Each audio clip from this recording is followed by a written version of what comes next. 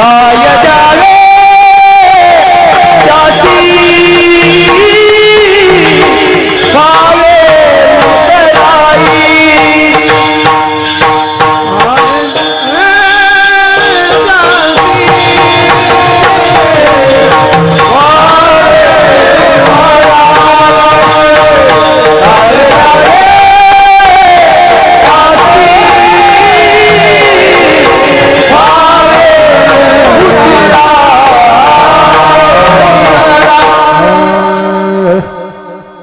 ही संतांची कृपा आहे, ही संतांची ख्याती आहे, हा संतांचा महिमा आहे, हा संतांचा अधिकार आहे, हा संतांनी केलेला सामान्य जीवावरचा उपकार आहे. हे टोक आहे. ब्रह्मदेव एकदा मृत्यू लोकात आले. प्रशांत भाऊ किती वेळ करायचे कीर्तन? 12 हो. गजूभाऊ मेडिकल चालवता, तुम्ही लक्षात ठेवा. असं का? असं का? नाही नाही. एका बाईची तर 5 क्विंटल सोनं होतं. मंगळसूत्र छटाकाचं घालावं, पण तिनं 9 किलोचं मंगळसूत्र घातलं, वजनच मेली. हे का नाही? तसं आपल्या बैल किती महागायचे असो, आपला बांधाला की आऊत आखड पाहिजे. लोकायला कोणाला शुगर, कोणाला काही असते, त्यातली त्यात वयस्कर व्यक्ती बसलेले आहेत, महाराज लोक, नाही शुगर आहे. ब्रह्मदेव खाली आले. ब्रह्मदेवाने विचार केला, जीवनात फक्त 3 चुका केल्यात, आणि या 3 चुकेचा फटका इतका मोठा होता की विश्वात मंदिर नाही. आणि कोण? ब्रह्मदेव, सत्यलोकाचे मालक. वसंती ब्रह्मा भयो हो अधिष्ठिता सर्वस्थितो निर्मा सर्वस्थितानाम जड जीवाय स्थितो हो कीटकंज भयजाय हो जीव भीताहि तरुवरम सर्वशाखानाम वेलीर्भय पुष्पस्थितः. या सगळ्या गोष्टीचा मुंगीपासून तर झाडापर्यंत जीवसृष्टी निर्माण करायचं खातं त्यांच्याकडं. सामान्य इंजिनियर असेल, एका घरासारखे घर तयार करणारे जगात खूप इंजिनियर आहेत, हो, पण एका माणसासारखा जगात माणूस नाही. असं तयार करायचं खातं फक्त ब्रह्मदेवाकडे. याच्या पलीकडे सांगू, बापाच्या अंगठ्यावर जे ठसे आहेत ते पोराच्या अंगठ्यावर नाहीत. पप्याच्या माईच्या तर लांबच द्या, ते तर डोकत लावायचं नाही. हो, नाही डोकं लावायचं. काय दृष्टीतले वलय असतील ते पुन्हा कोणासारखीच नाहीत. हो, एका चेहऱ्यासारखा कोणाचा चेहरा नाही. मग 3.25 एकर जमीन तर दुसऱ्याने जिंकली असती, माझ्यासारखा जर कोणी असता तर. तवाची सांगायलो, आताची इचकू नका. तुम्ही विचारायचं नाही, मी सांगायची नाही. असू द्या, जागच्या जाग्यात जास्त. काय काय हुशार असेल विद्वान, किती ब्रह्मदेव, किती विद्वान असेल सांगा बरं. एखादं वैद्यकीय क्षेत्रात इंजेक्शन आहे का? एखाद्या माऊलीला इंजेक्शन दिल्यावर लेकरू गोर जन्माला येते आहे का? असं तुमच्या वैद्यकीय क्षेत्रात नाही नाही नाही. असं एखादं इंजेक्शन आहे का? एखादी औषधी आहे का? हे दिल्याच्या नंतर आमकाम होईल? अद्याप नाही, अद्याप नाही. सावळं, गोर, सात्विक, सदृढ कसं जन्माला घालायचं हे ते विधात्याच्या हातात आहे. कुलाल हाडाचा बाप चाळाचा अखंड मडके हे सगळे गाडगे तयार करायचा, 3.5 हाताची तयार करायचा कारखाना ज्यांच्याकडे. हा सत्य लोकाचा मालक आहे. आणि त्या मालकानं 3च चुका केल्या, याच्याकरता विश्वात मंदिर नाही झालं. ते नंतर द्वापार युगामध्ये ते पुष्करला मंदिर झालं. पण कालांतराने एके दिवशी ब्रह्मदेव खाली आले आणि ब्रह्मदेवाने विचार केला, आयुष्यभर ज्यानं माणसं मारलीत, आयुष्यभर तारुण्यात ज्यांनी माणसं मारलेत, तो नुसता वाल्याचा वाल्मिक नाही, तो महर्षी वाल्मिक झाले. आणि नुसते महर्षी नाही तर त्यानं जे लिहिले त्या शब्दाच्या रस्व दीर्घ इतका सुद्धा पंढरपुरातला मालक गेला नाही. बोलीला वाल्मिक वर्तोनी दावीन. नामदेवराय सांगतात, वाल्मिकाच्या लेखणीच्या व्यतिरिक्त तिला इतकं सारखता नाही आलं. 7व्या अवतारातला प्रक्रिया, त्रेतायुगातला जगाचा मालक. काय व्याख्या असेल कल्पना करा. काय ताकद, काय कमी शक्ती असेल का? अहो, मुलीचं कुंकू विश्वाच्या मालकाच्या भावाने मुलगी विधवा केली आपल्या भावानं स्वतःची मुलगी विधवा केली, तिचं कुंकू परत आणावा म्हणून रावणाचं कार्ट जिवंत करण्याचा प्रयत्न पंढरपुरातल्या मालकाने केला. या संन्याशानं सांगितलं माझ्या मारुतीरायानं, देवा तुम्हाला नाही जिवंत करतायत. भगवान म्हणले मला काय शिकवायला, तो कोण मला सांगणार. मारुतीराय म्हणले मी तुम्हाला सांगतच नाही, पण एका साधूनं लिहिलंच नाही ना इंद्रजित उठवा म्हणून. शांत बसावं लागलं. शांत. कोणी लिहिलं ते रामायण?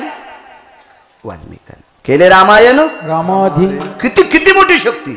ब्रह्मदेवाने विचार केला, ज्याची बायको संक्रांतीच्या दिवशी नाव घेत नव्हती, इतका नालायक वाल्या, संक्रांतीच्या दिवशी ती पण वाल्या पण म्हणत नव्हती. म्हणून इथं बसलेल्या सुद्धा वाल्मिकांना सांगतोय, आपल्या बायकोने संक्रांतीच्या दिवशी आदरानं नाव घ्यावं, असंच वागावं. बायका म्हणत्याला आत्ता बाळ महाराज बरं बोलले नाही तर आता लोक आमच्यावर बॉम्ब टाकीत होते. इतका वाईट विचाराचा व्यक्ती. ब्रह्मदेव स्वतः महर्षींच्या आश्रमावर गेले. आश्रमावर गेल्यावर काही विद्यार्थ्यांनी बघितलं, हे जसे विद्यार्थी येतात हे चोपडे महाराजांच्या संस्थेतील, असे त्यांच्याकडे विद्यार्थी होते. पुष्प आणण्यासाठी की फुलं आणण्यासाठी विद्यार्थी गेला. पाहिलं एका विद्यार्थ्यानं, अरे ही 4 तोंडाची व्यक्ती आहे. जाऊन सांगितलं, गुरुवर्य आपल्याकडे 4 तोंडाची व्यक्ती आली. वेडे आहात का रे, स्वागत करा, विधाता आहेत, ब्रह्मदेव आहेत, स्वागत करा त्यांचं. मग तोडलेली फुलं रस्त्याने टाकली आणि त्या रस्त्यावरनं ब्रह्मदेवाचं स्वागत करीत आश्रमात आणले. आता ते महर्षी वाल्मिकांचा आश्रम होता. ब्रह्मदेवाचं सन्मान आदर आतिथ्य केलं, बसले तिथं, शमकुशल विचारलं आणि मग थोड्या वेळाच्या नंतर ब्रह्मदेवानं सांगितलं, महर्षी जरा एकांतात बोलायचं. असं म्हटल्याबरोबर बाजूचे सगळे उठले आणि महर्षी वाल्मिक आणि ब्रह्मदेव आतमध्ये गेले. आतमध्ये काय त्यांच्या कुटिया होत्या, त्या एका कुटियामध्ये गेले. आणि ब्रह्मदेवानी महर्षींना विचारलं, महर्षी एक विचारू का, तुम्ही माणसं किती मारले? ते म्हणले नाही सांगता येणार. कोण कोण मारले? ते म्हणला भिकार चोट कशाला मारू.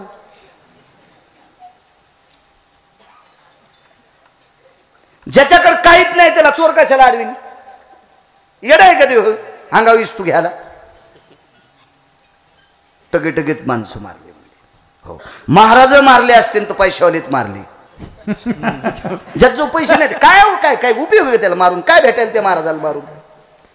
नाही माहिती, पैशाच्या व्यतिरिक्त कोणाला नाही मारलं. बर पाप किती झालं? ब्रह्महत्या राशी पातके अपार, आम्हा पापाच्या राशी येतात. पण हे जळालं कसं तुमचं? तुम्ही वाल्याचे वाल्मिक झाले, वाल्मिकाचे महर्षी वाल्मिक झाले. तुम्ही सहज एक लिहायला बसले, लीला नाटकाधार असा रामायणाच्या काही अध्यायाच्या शेवटी असा शब्द असतो, लीला नाटकाधार. म्हणजे तुम्ही रचलेलं नाटक, याच्या जी पात्र आहेत ती पात्र देवानं कोणतं घ्यावं असं तुम्ही रडण्यासारखंच त्या विश्वाच्या मालकानं पात्र घेतलं. कसं वागावं तसाच जगाचा मालक वागला. एवढी तुमच्या शक्ती, माणसं किती मारली याचा मेळ नाही. हे झालं कसं? त्यांनी सांगितलं, मी तोंडानं सांगू शकत नाही, मागच्या कुटियात चला. मागची कुटिया म्हणजे महर्षी वाल्मिकांचं देवघर होतं. आणि महर्षी वाल्मिकाच्या देवघरात कुठल्याच मूर्ती नव्हत्या. 52 चंदनाच्या लाकडाची एकच मूर्ती होती. चंदनाचे प्रकार मलयानिळू चंदन, ब्रह्मचंदन, आपण जे चंदन घेतो ते हे भेटतेत ना आपल्या बांधावर चंदन, हे पण सर्वात श्रेष्ठ 52 चंदन. तापलिया तेला 52 चंदन शनएक बुंद शीतल करी. उकळत्या तेलामध्ये थोडंसं टाकलं की तेल बर्फा इतकं थंड होतं. ही ज्या चंदनात ताकद आहे अशा चंदनाची एक मूर्ती होती. आणि ती सुंदरसं सिंहासन केलेलं, आणि त्या सिंहासनावर ती मूर्ती आणि त्या मूर्तीच्या समोर फुलं ठेवलेली होती. महर्षी वाल्मिकांनी बोट केलं, या महात्म्याची कृपा झाली. ती मूर्ती होती देवर्षी नारदाची 6व्या क्रमांकाच्या संन्याशाची. तर ब्रह्मदेवानं 8ही डोळ्यानं ती मूर्ती पाहिली. अरे ज्या व्यक्तीने किती माणसं मारले त्यालाच सांगता येत नाही, आणि अशा वाट पाड्या वाल्याचा महर्षी वाल्मिक होतो तो केवळ ह्या संतांच्या कृपेने. काय सांगू आता संतांचे उपकार, काय सांगू आता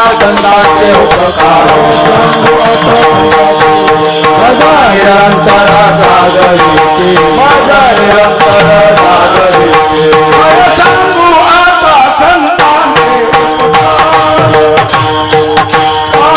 सांगू आता संतांचे उपकार काय सांगू आता संतांचे उपकार उपकार काय सांगू आता संतांचे उपकार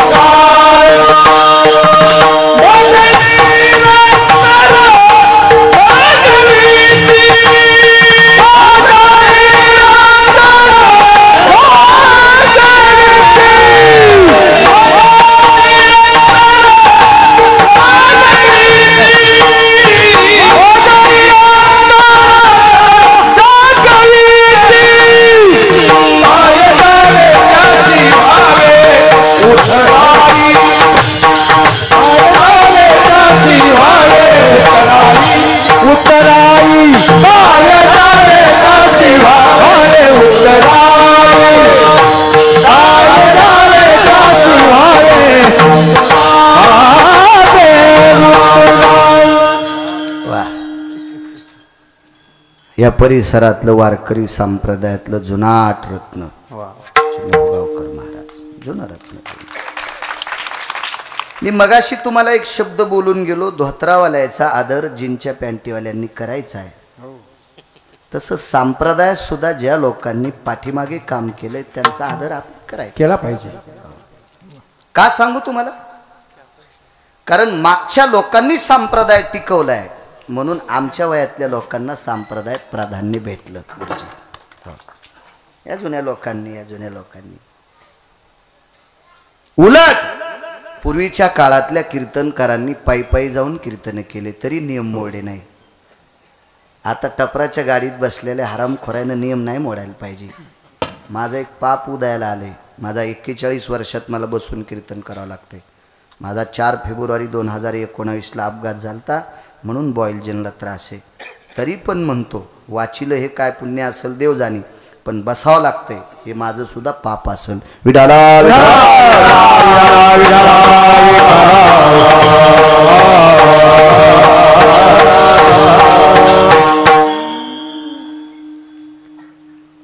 एकदा तसं 10:30 वगैरे असं काही मागू नका, 10-15 मिनटं करतो है का नाही. हो बैकरेश्वर रावण मारून भगवान प्रभू रामचंद्र अयोध्येत आले. अयोध्येची रचना राजदरबाराची रचना बदलली. अमरपुरीला पोचले. बृहस्पती महाराजांना आमंत्रित केलं. 27 मुनी आमंत्रित केले आणि या लोकांच्या साह्याने राजदरबारातली रचना सगळी बदलली. पहिलं सिंहासन काढून टाकलं, सगळं बदललं. आणि राज्याभिषेकाच्या आधी काही दिवसांनी एके दिवशी रात्री जिकडं तिकडं सगळे कारागीर गेल्याच्या नंतर पंढरपुरातले मालक म्हणजे भगवान प्रभू रामचंद्रांनी सीतेंना दरबार दाखविला. आईसाहेबांना विचारलं बरं आहे का ग दरबार? बरं आहे म्हणले. तुमच्या डोक्याने केलाय त्या अर्थी चांगला आहे. जगाची मालकीन बरं आहे म्हणले तुमच्या आकाराने केलंय. तर प्रभू रामचंद्रांनी सांगितलं का गो का असं इतकं सुंदर केलाय, ऋषी मुनींनी याला मान्यता दिली आणि तू का?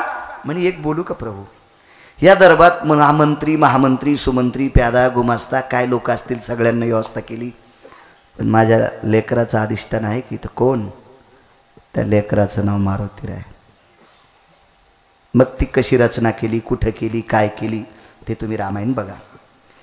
पण याच्यावर एके दिवशी माझ्या ब्रह्मांडाच्या मालकिनीची हाजरी लक्ष्मणजीच्या धर्मपत्नी उर्मिला आईसाहेबांनी घेतली. हे ताई ग, एका नात्यानं बहीण आहे, एका नात्यानं जाऊ आहे, एका नात्यानं बहीण आहे, एका नात्यानं जाऊ आहे, मोठी जाऊ आहे. ताई साहेब काय उर्मिला? अहो मला एक म्हणायचं ताई साहेब, ठीक आहे मारुतीराय अधिकारी आहे, हनुमंताचा अधिकार मोठा आहे, त्याबद्दल काही दुमत नाही, पण तुम्ही प्रभूंना एवढं वेठीच धरलं. अहो त्यांचा चेहरा नरोज झाला ना, नरोज झाला त्यांचा चेहरा. काय सांगू आता संताची उपकारा, नरोज झाला ना ताई साहेब. एवढं वेठीच धरलं तुम्ही मालकांना. असं असतं ताई साहेब. सीताई साहेबांनी उर्मिलेला विचारलं, उर्मिला मी हनुमंताचं अधिष्ठान दरबारात असावं असा आग्रह धरणं, प्रभूंचं थोडंसं मनोगत थोड्या वेळापुरता डळमळलं असेल, पण मी असं म्हणणं हे उचित नाही असं तुला वाटतं? नाही असं काय मारुतीकडे? असू दे उर्मिले, असू दे, पुन्हा कधीतरी पाहू. पुन्हा कधी बघायचं ताईसाहेब? कधी बघायचं? पुन्हा कधी बघायचं? कधी बघायचं? उर्मिला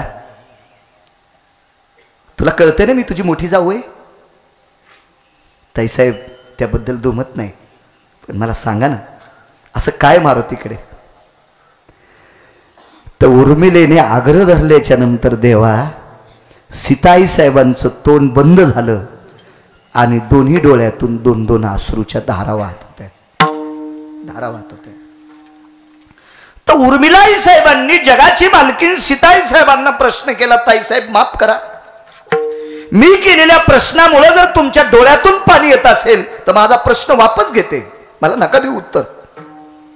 तर सीताई साहेबांना सांगितलं, उर्मिले तू केलेल्या प्रश्नाचं उत्तर देण्यासाठी माझी वाणी अपुरी ठरती, म्हणून मी रडते ग, माझी वाणी अपुरी ठरती. तर सीताई साहेबांनी सांगितलं, ताईसाहेब विश्वाची मालकीण आहात तुम्ही, कोणाला श्रीमंत कोणाला भिकारी करायचं तुमच्या हातात आहे, आणि तुम्ही साधा हनुमंताचा अधिकार सांगत असताना रडतात, तुम्ही केवढे आहात?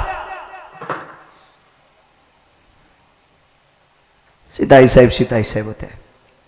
आई साहेबांनी उर्मिलेला सांगितलं, उर्मिले मी मोठी आहे असं तुझं मन व्यक्त करते का? तुझं मन मानतंय का? उर्मिलेला सांगितलं, आई साहेब एक लक्षात ठेवा,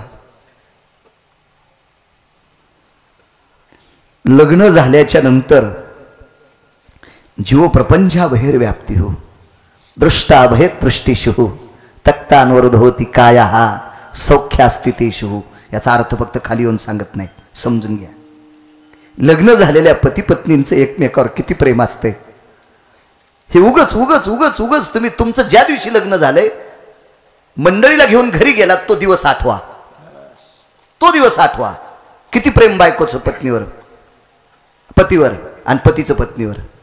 आई साहेब, ताई साहेब, माझा आणि माझ्या पतीच्या दोघांच्या मतातला अंतरपट सुटल्याच्या नंतर 1 महिना 18व्या दिवशी माझ्या कपाळाच्या मालकाला मी तुम्हाचा सांभाळ करण्यासाठी पाठिले.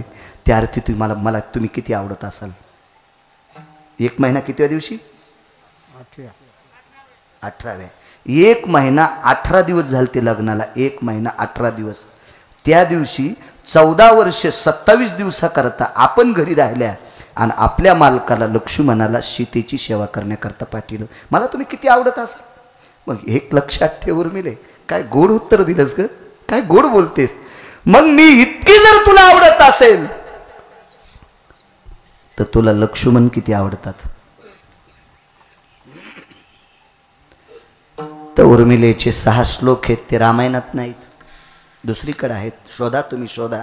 मोठाली मोबाईल आहेत तुम्हाला, असं हीच केलं की लगेच कळते. मला तरी बारीकसा आहे, मी घेईन ना आता. माझ्याकडे भरपूर आता तुरी सोयाबीन बी खूप झाली मला यावर्षी, माणिक भाऊ भरपूर झाली. कापूसही चांगला होणार, गेल्या वर्षी खूप झाला. मी हिऱ्याचा घेईल, पण आता 90 वर्ष लुगडं घातलंय, म्हातारपणी कशाला गाऊन घालू नको आहे. त्याच्यामुळे आपल्याला याच्यातच मिळायचं. आता आपल्याला दुसरा मला सांगायचं याच्याकरता, तुमच्याकडे जी मोबाईल आहेत ना, काय त्याच्या गुगल म्हणतात ना, त्याच्यावर असं क्लिक केलं की विश्व दाखवते. बघा बघा बघा ते कशात श्लोक आहेत, काय श्लोक आहेत. त्याच्यासाठी संत वाङ्मयामध्ये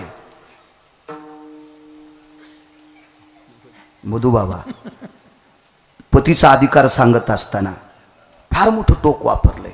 जी का भाग्याची आहे हो तिचा पती तिचा देव, जी का भाग्याची आहे हो तिचा पती तिचा देव, जी का भाग्याची आहे हो तिचा पती तिचा देव. मानी भरताराची बोली धन्य जगीती, तिचे होता दरुशनन मिळे पोट भरी. मालकावर श्रद्धा ठेवणारी, नवऱ्याला देव मानणारी द्रौपदी.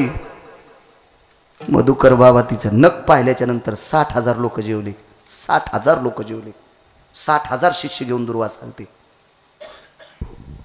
इकडं आपण सांगत असतो कथेत, देवानां हितो सर्व द्वारका दिशायां एत कृपा पात्रेण वत्सलायं भक्तयो प्रियोरविविशात सर्वस्थितां नाम्नेना पंडुसुतानां प्रशशी जगाच्या मालकाने गंगेमध्ये स्वयंपाक केला बरं का आणि दुर्वास नावाच्या साधूला 60,000 शिष्यासोबत जीव घातलं तत्वां परिभाषाय भयो भ्रतारेव च पुलितो निक्रियायां ततां चरणं दर्शयामि यां अन्नपूर्णेस्ततेव च एका मालकावर पतीवर अतूट प्रेम करणाऱ्या बाईचे पाय पाहिल्याच्या नंतर दुर्वासासारखा अत्यंत 5 रागीट लोक होते त्याच्यापैकी दुर्वास एक आहेत यांना शीघ्रकोपी म्हणावं लागेल शीघ्रकोपी त्याच्यापैकी दुर्वास जमदग्नी अजून 3 होते अत्यंत रागीट तर असे दुर्वास सुद्धा जेवावं जिचनक कशाची सेवा फक्त नवऱ्याला देव मी तर सांगत असतो बाईनं 29 उपवासाच्या वरी एकही उपवास धरायचा नाही त्याच्यात 24 एकादशा आणि 5 परवान्या आणि एक अर्ध उपवास सांगितला मधुबाबा तो सोमवारचा हो म्हणून एकादशी सोमवार न करीत असा संत वाङ्मयात पुरावा आहे हो बरं आहे पण पांढरे बुधवार मी काय अजून कुठे ऐकले नाही हो त्या दिवशी साडी पांढरीच पप्याचा बाप जिता असताना कपाळाला चुना हो जित्यापणीत त्याचं त्याला फुकलं येणं कस्तुरीनं हो उतू आला ह्या उपास धरणाऱ्याचा उतू आपल्या बायका वेशनी नाहीत महाराष्ट्रातल्या पण माणसापेक्षा जास्त आजारी ह्याच पडतात याचं कारण सांगू शास्त्रानं न सांगितलेले पुराणानं न सांगितलेले वेदानं न सांगितलेले उपास तुम्ही गळ्यात घेतलेत निदान ज्ञानोबराय तुकोबरायनं सांगितलेली तरी जाण मला असं वाटतंय ज्याच्या इथं वाघीण जनली त्यानं शेळीचं दूध कशाला आणलं ते म्हणले बाब्याला ऊन लागल्यावर त्याच्या कानात म्हणलं बोकड्याच घालतोय बाब्याच्या कानात वाघिणीचं दूध पिणाऱ्याला ऊन लागत असतं का तरी शेळीचं दूध काढून आणलं त्याला ऊन लागले बाब्याला तो हा बाब्या दागड्या कुठला ज्ञानोबराय तुकोबरायचं वाङ्मय काय वाघिणीचं दूध आहे काय टोकाचं वाङ्मय या बा ज्याच्या बापानं 200 एकर जमीन कमिली का त्यानं सासरवाडीत 1 एकर जमिनीसाठी भांडायचंच नाही बापानं 200 एकर जमीन कमिली आणि तिथल्या 15 गुंठ्यासाठी कोर्टात भांडणं होय प्रशांत कशाला ती पोळीला अंगठी करायची सासऱ्याकडून नाही मी उदाहरण सांगायला करतो उदाहरण सांगा करतो म्हणाल ना असं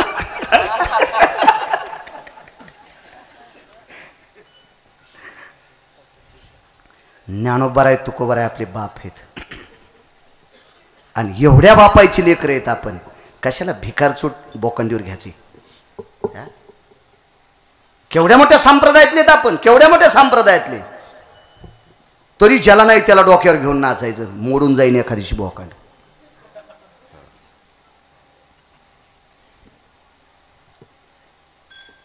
काही नाही करायचं शास्त्र म्हणेल ते सांडावे वरी राज्य ही तृण मानावे क्या बात आहे घे म्हणितली ही घ्यावी समुद्र वलयांकित राज्य असेल पण शास्त्रानं पुराणानं वेदानं निषेध सांगितलं ते वाळलेल्या गवताच्या चिवटी इतकं सांगितलंय हे राज्य ही तृण मानावे शास्त्र आहे त्यासाठी या लोकांनी सांगितलेली उपास मानायची या 18 लोकांनी सांगितलेली देव मानायची हो आपल्या धर्माच्या बाहेरच्या लोकांनी ज्ञानोबराय तुकोबरायचा संदेश घेतला बाबाजी आपल्या धर्माच्या बाहेरच्या लोकांनी ज्ञानोबराय तुकोबरायचा संदेश घेतला कोण होते कबीर कबीर मोमीन लतीफा मुसलमान सेना नावी जाण हे तर आपल्याकडचे होते सेना बाबा पण लतीफ नावाचा मुसलमान कबीर नावाचा मुसलमान हे कोण्या कुळातले होते मुस्लिमाच्या कुळातले पण ज्ञानोबराय तुकोबरायने सांगितलेल्या नामाची साधना केली ठाई ठाई सेल्यावरती दिसे राम नाम शपक पुरावा आहे पण संत वाङ्मयातला ओरिजिनल पुरावा कबीराच्या मागे विणू लागे शेली ज्ञानोबराय तुकोबरायच्या शब्दावर विश्वास ठेवला मुसलमानाच्या मोमीन तांबुळ्याच्या कुळात. पानं ऐकणाऱ्याचं कुळ कोणतंय मुसलमानाचं? तांबुळी गजूभाऊ. तांबुळ्याच्या मुसलमानाच्या कुळात जन्माला आलेले कबीर ज्ञानोबाराय तुकोबारायचं ऐकलं तर पंढरपुरातला मालक त्यांच्या सोबत शेला येणू लागत होता. शेला अनगडशा नावाचा फकीर मुस्लिम फकीरा त्यांच्या धर्मातला अद्यवृत्त व्यक्ती असतो. ते बी कोणता फकीर नाही दुकानात धुपन काढणारा. ज्यानं चिमटा वाजल्याच्या नंतर ज्या भागात पाऊस नाही तिथं पाऊस पडत होता. ला इलाहा इल्लल्लाह ला इलाहा इल्लल्लाह.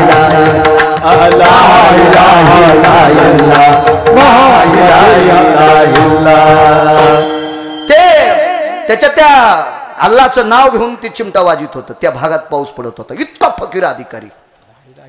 1350 क्विंटल धान्य टाकलं त्याच्यामध्ये तरी ते भरत नव्हतं. आणि त्या कबीरानी त्या फकीरानी मधुबाबा अनगडशा फकीर या संप्रदायाला मान्यता दिली. तर तुकोबारायच्या कन्येनं झट केल्याला हात फिरवला तर त्याचं कोटुरो भरतंय. म्हणजे त्या कुळातली माणसं आपल्या संप्रदायाला मानतात आणि आपल्या एवढ्या भरगच्च संप्रदायातली माणसं फुरसंग बोकांडीवर घेतात, जळून जातात. कुपाटी लागन घराला कुपाटी. एकनिष्ठता असलं पाहिजे संप्रदाय. एकनिष्ठता असलं पाहिजे. किती निष्ठा असावं संप्रदायावर. एका माणसाचं लग्न झालं. लग्न झाल्याच्या नंतर संसार सुरू झाला. शेजारी तिचं नाव कस्तुरा होतं.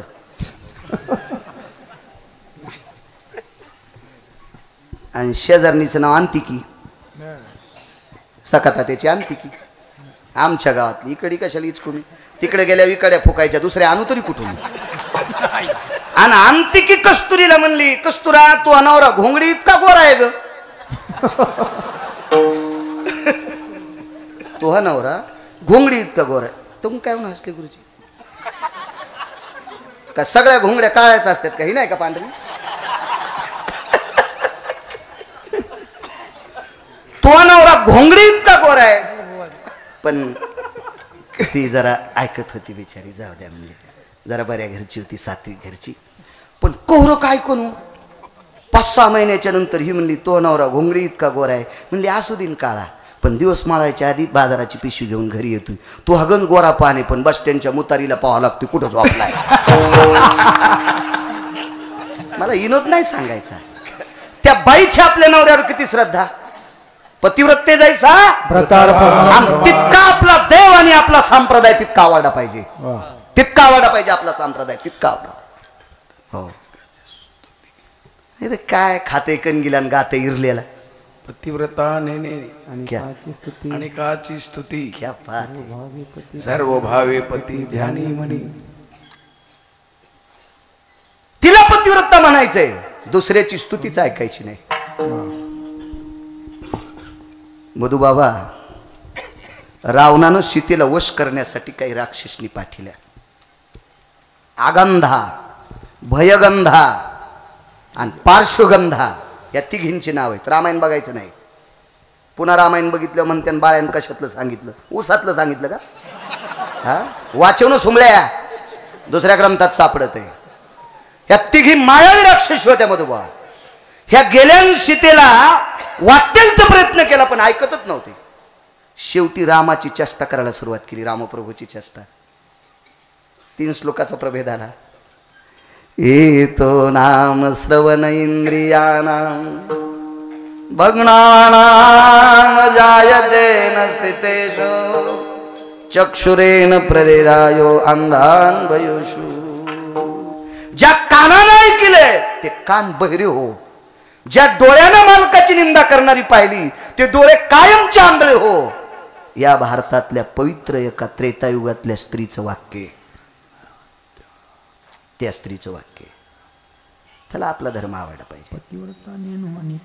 हो ऐकतच नाही दुसऱ्याची स्तुती. ऐकतच नाही. पैठण मधल्या मालकांनी एक दखल घेतली.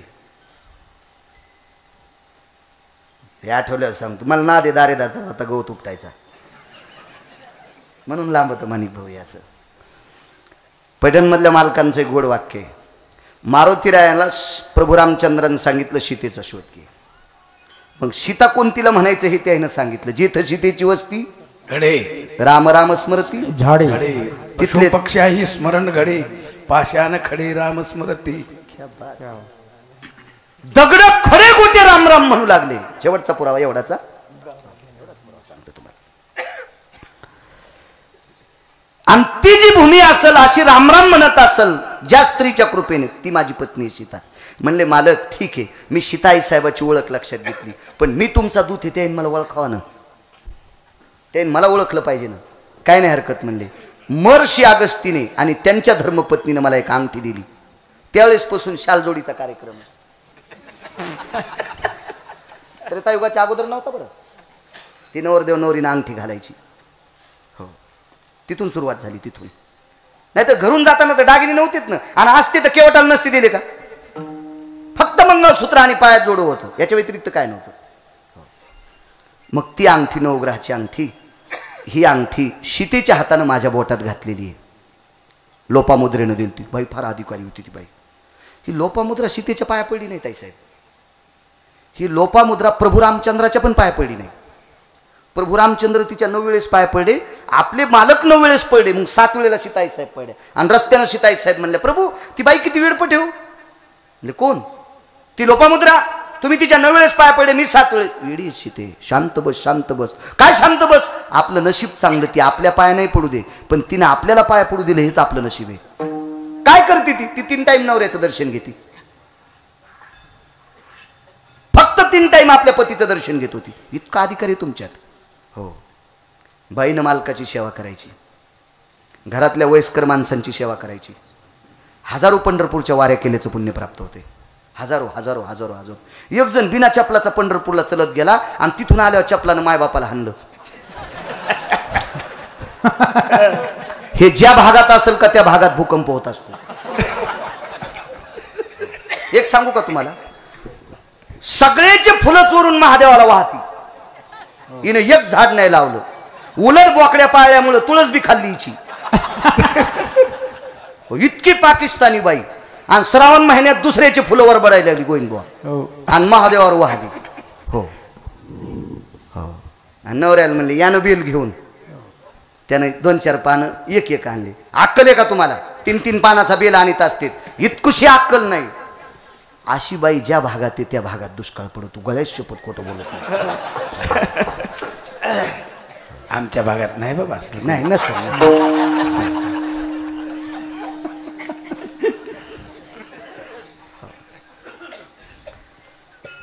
एका दिवशी आमच्या पोरायची माय म्हणली, बाई तुम्हाला झोप कशी हो, काय कशी कसं. मी म्हणलं काही चिचकी जाऊ नको, फक्त मग धोत्र पांढरे शिपीत दूध जाय. हो, ते आम्ही धुण्याला बाई लावलेली, ती बाई म्हणजे मशीनच. हो, 18 सेकंदात धोत्र धुती ती. 18 सेकंदात. हो, 3 सेकंदात बनेल, आणि 14 सेकंदात शर्ट, आणि 1.5 सेकंदात टोपी, आणि पटकात तिच्या हातालाच लागत नाही. बाई वाळ्या उकला दूध नाही. म्हणलं ती तुमचं दूध जा, पण तू मोह दूध जाय तुझं. आणि मी झोपण गिपण जेवणाचं नको विचारी जाऊ, गथुडे टाकायला घरी खाला बाहेर आहे. मी तू कशाला ताण घेते. नाही आमच्यावर घेतल्यावर कशी खसखस पिकती नाही का. तुम्ही तुकाराम महाराजाचे चुलते आहेत का? तुमचे तर चेहरे पाहिल्या पाहिल्या कळत आहे किती बांध कोरितात म्हणून. विठाला विठाला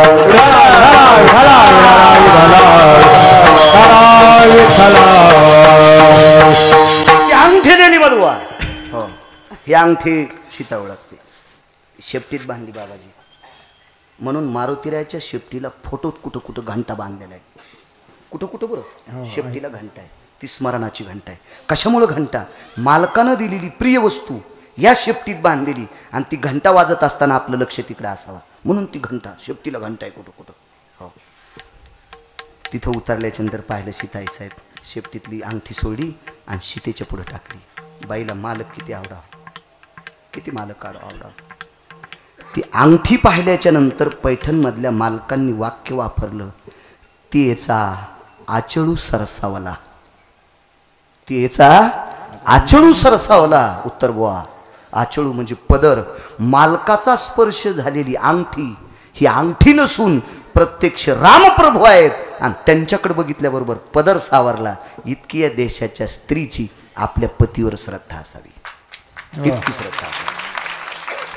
माझं एक मत आहे, ज्याचे आईवडील जिवंत आहेत ते कोण्याच देवाच्या पाया नाही पडला तरी चालेल, पण त्यानं मायबापाच्या पाया पडायचं. त्याच्या पाया कोण पडते माहिती डॉक्टर साहेब? देहूतले मालक. नमो तया माता पित्याचे पालन, नमो त्या वचन सत्यवदे. खरं बोलणाऱ्या माणसाच्या आणि आई वडिलाची सेवा करणाऱ्या व्यक्तीच्या मधोबा तुकोबराय पाया पडते. तुकोबराय किती मोठा अधिकार आहे, किती मोठा अधिकार. आपण ओरिजिनल सोडून दिलं गेलो बोंबलत कोणीकडे बी. तुम्हाला सांगतो डॉक्टर साहेब, रात्री बेरात्री एखादा पेशंट जर तुमच्या हॉस्पिटलमध्ये आला आणि आवेळी उठून झोप मोडून जर तो पेशंट तपासला आणि त्याला वेदनामुक्त जर केलं तर हजारो सप्ती केल्याचं पुण्य तुम्हाला प्राप्त होते. आपल्या कर्तव्यातली ताकद आहे. आता हे कोणतं विद्यालय, काय नाव विद्यालयाचे? मल्हारराव होळकर माध्यमिक उच्च माध्यमिक आश्रमशाळा किनगाव. या शाळेतले विद्यार्थी गुरुवर्य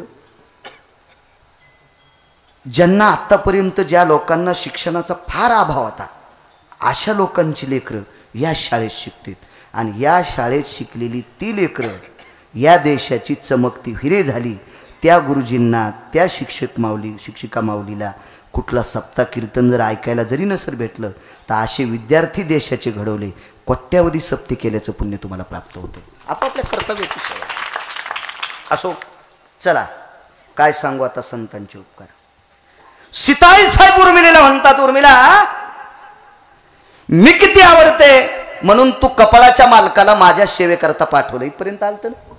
आणि लक्ष्मण किती आवडतात तर मग ह्या सगळ्या व्याख्या प्राणापेक्षा जास्त माझे मालक आवडतात. मग लक्षात ठेव उर्मिले, तुझ्या कपाळावरचं कुंकू जर शाबीत ठेवलं असेल तर ती कृपा हनुमंताची आहे.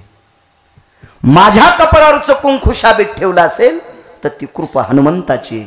श्रुतकीर्ती आणि मांडवीच्या कपाळावरचं कुंकू शाबीत ठेवलं असेल तर ती कृपा हनुमंताची आहे. म्हणजे पंढरपुरातल्या मालकिनीला सौभाग्यपद जर ठेवलं असेल तर ती कृपा हनुमंताची. काय सांगू आता संतांचे 8व्या अवतारात मधुबुवा पहिला एक बाण सोडला, त्याच्यानंतर तिसरा बाण अग्निबाण होता.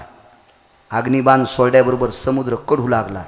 खळ खळ खळ खळ असा कढू लागला समुद्र.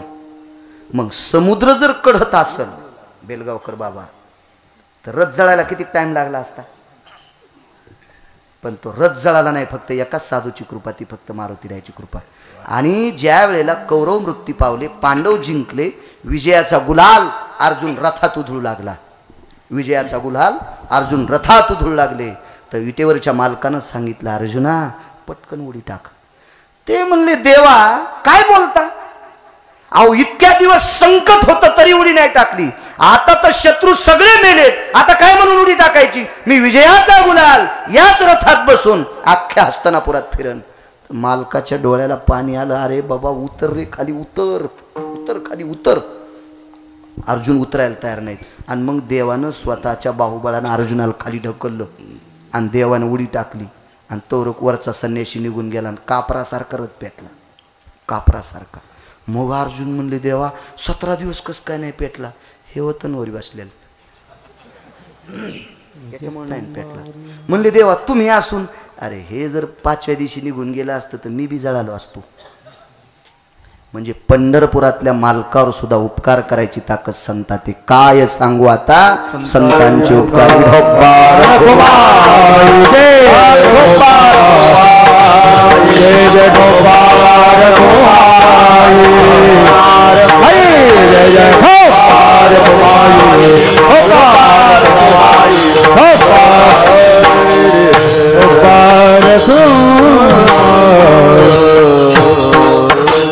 दोन मिनिटात एक पुरावा सांगतो.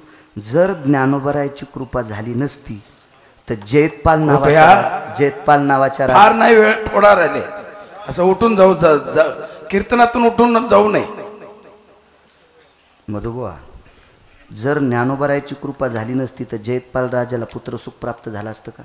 नाही. 8 पोरी झाल्या, 8 पोरी झाल्या.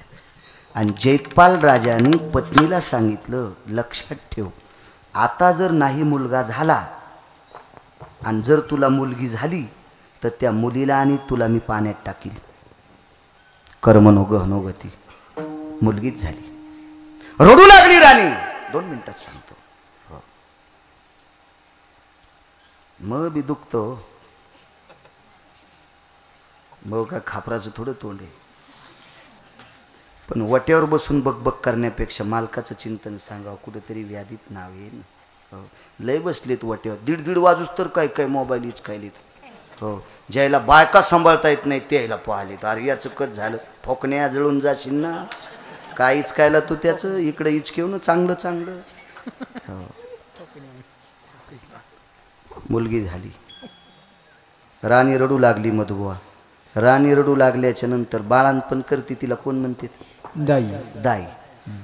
आता दाई किती श्रीमंत असते बिचारी, ती जर श्रीमंत